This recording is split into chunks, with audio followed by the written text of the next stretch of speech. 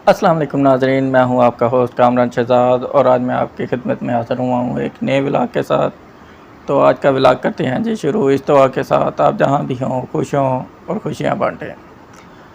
आज का व्लॉग करेंगे जी हम पाकिस्तान और अफ़गानिस्तान का मैच के ऊपर। पाकिस्तान और अफ़गानिस्तान का पहला ओडीआई हुआ है 3 मैच के सीरीज़ का, और हम्बनटोटा में ये मैच था श्रीलंका में।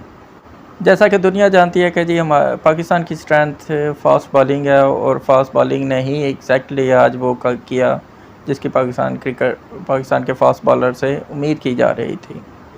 तो जनाब, मैच का आगाज़ हुआ। पिच, पहले ग्राउंड के बारे में बात कर लेते हैं। मैच जो था हेमनटोटा में, वो तकरीबन 2-2.5 माह हो गए हैं इस ग्राउंड पे बारिश ही नहीं हुई, यानी इस एरिया में टोटल बारिश नहीं थी हुई, जिसकी वजह से पिच बहुत ज़्यादा ड्राई हो गई थी।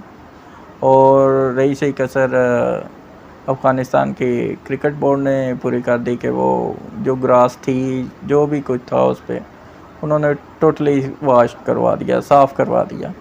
और बॉल बिल्कुल ही बैट पे नहीं आ रही थी। फर्स्ट टाइम पे बिल्कुल बॉल नहीं थी आ रही, यानी आप एफर्ट करोगे भी हिटिंग की तो नहीं हो सकेगी। और एग्जैक्टली वही हुआ। शुरू में पाकिस्तान के 2 ओपनर, पाकिस्तान के जो थे फ़खर जमान, पहले ही ओवर में आउट हो गए। दूसरे ओवर में की विकेट बाबर आजम आउट हो गए, जो कि बहुत बड़ी विकेट थी उनके पाकिस्तान के पॉइंट ऑफ व्यू से भी और अफ़गानिस्तान के पॉइंट ऑफ व्यू से भी। बाबर आजम के आउट होने के बाद जी फिर रिजवान क्रीज पे आए और उन्होंने बड़ा देख के अपनी इनिंग्स का आगाज़ किया। और जैसे ही वो 5-7 बालें खेल बैठे थे तो उन्होंने अपने स्ट्रोक्स भी खेलने शुरू कर दिए, और उन्होंने चंद बहुत ही शानदार स्ट्रोक्स खेले। 2-3 बाउंड्रीज अर्ली ऑन जो उनको मिली, उसका प्रेशर बैक ऑन अफ़गानिस्तान पे चला गया, और 41 पे 2 ही आउट थे। उसके बाद जी मोहम्मद रिजवान को भी उनके मुजीबुर रहमान ने LBW कर दिया। ऑल्दो वो मैच रिव्यू भी लिया था रिजवान ने, और बॉल बिल्कुल बस छू ही रही थी बेल को। बहरहाल अंपायर ने आउट दे दिया था, जिसकी वजह से फिर वो आउट ही कंसिडर किए गए। मोहम्मद रिजवान के आउट होने के बाद जब सलमान आगा आए तो राशिद खान भी उस वक्त बॉल कर रहे थे, और राशिद खान ने एक इस तरह की गुगली की कि बिल्कुल भी आगा सलमान बॉल को पिक ना कर सके और बिल्कुल प्लम आउट LBW हो गए। उसके बाद जी इफ्तिखार अहमद आए और उन्होंने भी कुछ मज़ामत करने की कोशिश की और 30 बहुत वैल्यूबल रन्स किए। इस पिच पे हिट करना बहुत मुश्किल था।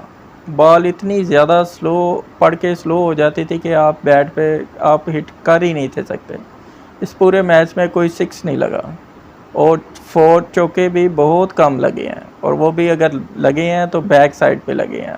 कीपर के पीछे से बॉलें गई हैं तो वो चौके हुए हैं अमूमन। यानी आप कहें कि जी टाइम करके शॉट लगाई गई है तो वो नहीं हुआ। पिच इतनी ज़्यादा स्लो थी, और पिच के स्लो होने की वजह से ही इफ्तिखार अहमद भी आउट हुए। नबी ने जब बॉल की तो वो बॉल बैट पे आ ही नहीं थी रही। वो इतना लेट बॉल आई है कि वो उनका बैट आगे निकल चुका था और इजीली कैच उन्होंने पकड़ा लिया था। उसके बाद जब आए हैं जी ऑलराउंडर हमारे शादाब खान, उन्होंने बहुत कमाल की बैटिंग की। शादाब ने उनके जो 39 रन्स थे बहुत क्रूशियल रन्स थे, और मेरे हिसाब से वो 39 रन्स ने पूरी गेम चेंज की थी। मामूल हक वो ओपन से ही आए हुए थे और उन्होंने भी शादाब के साथ एक अच्छी बारी को आगे लेके गए, पर इमामुल हक ने आज मुझे बहुत मायूस किया। इसलिए नहीं कि वो उन्होंने 61 रन्स किए, हाईएस्ट स्कोरर थे, इसलिए कि उन्होंने शुरू से आए हुए थे, उनको पिच का पता था, पिच बहुत ज़्यादा स्लो है, और उन्होंने 2-3-4 अटैम्प्ट्स की आगे बढ़ के शॉट मारने की, और वो तीनों बार बड़ी मुश्किल से बचे। यानी कैच कभी दरमियान में गिर गया है, कभी वो फील्डर जो था वो जज नहीं कर पाए, यानी 2-3 चांस उनको मिल चुके थे। और जब आपको पता हो कि टीम कंडीशन ऑलरेडी 4 आउट हो गए हैं और आपको हिट करने की ज़रूरत नहीं है। उधर बॉल टू बॉल स्कोर करने से भी पाकिस्तान को बहुत फ़ायदा हो सकता था। जो अब 200 रन हुए थे, अगर इमाम थोड़ा सा और स्टे कर जाते तो 230-240 रन हो जाते तो पाकिस्तान ज़्यादा कंफर्टेबल, ऑल्दो पाकिस्तान अब भी बहुत कंफर्टेबली जीता है। पर अगर अफ़गानिस्तान की जगह कोई बड़ी टीम होती तो इधर प्रॉब्लम क्रिएट हो सकती थी, क्योंकि बड़ी टीमें आपको फिर चांस नहीं देती। आपको अगर उन्होंने बैक फुट पे कर दिया है तो फिर बहुत मुश्किल हो जाता है आपका कम बैक करना। तो इमामुल हक को उधर 61 पे उन्होंने एक बहुत ही रैश शॉट खेली रश ऑफ द ब्लड के साथ, जो बनती नहीं थी उस टाइम, बिल्कुल भी नहीं थी बनती। 61 अगर खुदा न खास्ता पाकिस्तान हार जाता तो उसका मैं ज़िम्मेदार सिर्फ़ और सिर्फ इमाम को ही करार देता, क्योंकि उन्होंने बहुत क्रूशल टाइम पे बहुत ही रिस्पॉन्सिबल शॉट खेली, जिसकी वजह से टीम को बहुत नुकसान हो सकता था। पर जब वो आउट हुए तो दूसरी तरफ शादाब ने बहुत अच्छी क्रिकेट खेली, बहुत ही अच्छी क्रिकेट खेली। उन्होंने बिल्कुल according to the pitch batting की, और जो भी उन्होंने स्ट्रोक्स खेली अपने जोन में जो बॉल उनकी आई थी वो उन्होंने उसी को हिट करने की कोशिश की। इवन उन्होंने राशिद खान को भी जो स्ट्रोक्स खेले बिल्कुल स्ट्रेट खेले, कोई क्रॉस द बैट शॉट नहीं खेली। स्लो पिच पे अगर आप स्ट्रेट ज़्यादा खेलने की कोशिश करेंगे तो आपके आउट होने के चांस ज़्यादा कम हो जाएंगे। बहुत ही कमाल की उन्होंने इनिंग्स की, और मेरे हिसाब से जी जो गेम चेंजिंग थी, जो जिसका प्रेशर अफ़गानिस्तान पे ज़्यादा आया, वो 39 जो शादाब खान ने रन्स किए उसका प्रेशर वो ले गए। आप देखें 161 पे 8 खिलाड़ी आउट हो चुके थे, और वहाँ पे शादाब खान और नसीम शाह ने जो बड़ी सेंसिबल बैटिंग की, और उस सेंसिबल बैटिंग की वजह से पाकिस्तान 201 का टारगेट देने में कामयाब हो गया था। 160 और 170 में और 200 में बहुत ज़्यादा फ़र्क था, ख़ास तौर पर इस पिच के मुताबिक। इस ग्राउंड में एवरेज फर्स्ट इनिंग स्कोर 240 था, और उस हिसाब से देखा जाए तो जितनी आज पाकिस्तान की पिच जितनी आज पिच स्लो थी, उस हिसाब से ठीक है पाकिस्तान का स्कोर 20-30 रन फिर भी कम था। पर जिस कैलिबर की पाकिस्तान की बॉलिंग है, उन्होंने बिल्कुल वो चीज़ को शो नहीं होने दिया। उस कमज़ोरी को उन्होंने अपनी बॉलिंग की वजह से बिल्कुल पूरा कर लिया था। अर्ली ऑन ही पहले 3 ओवर में पाकिस्तान ने 3 विकेटें आउट कर ली हुई थी। तो जैसे ही वो 4 आउट हो गए उनके 20 के ऊपर, तो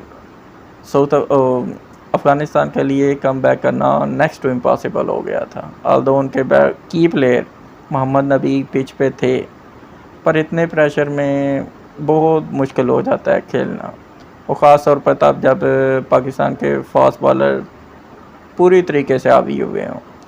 शाहीन ने शुरू में 2 विकेटें ले ली, नसीम शाह ने विकेट ले ली, और रही सही कसर जब वो हारिस रऊफ़ आए, उन्होंने तो पूरी टीम को ही डिस्ट्रॉय कर दिया, और 5 विकेटें वो ले गए, जो कि एक बहुत बड़ी अचीवमेंट है इस पिच के ऊपर, जो बॉल बैट पे आ ही नहीं रहा।